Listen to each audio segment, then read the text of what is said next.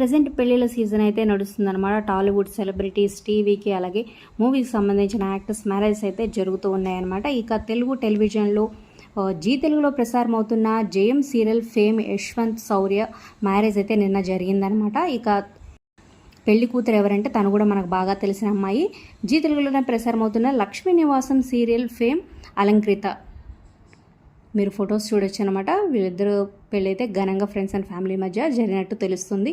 ఇక JM serial team అంతా వచ్చారనమాట వాళ్ళని ఆశీర్వదించడానికి. మీరు ఫొటోస్ చూడొచ్చు. మరి ఈ జోడీ ఎలా ఉంది? కంగ్రాచులేషన్స్ కమెంట్స్ రూపంలో తప్పకుండా తెలియచేయండి.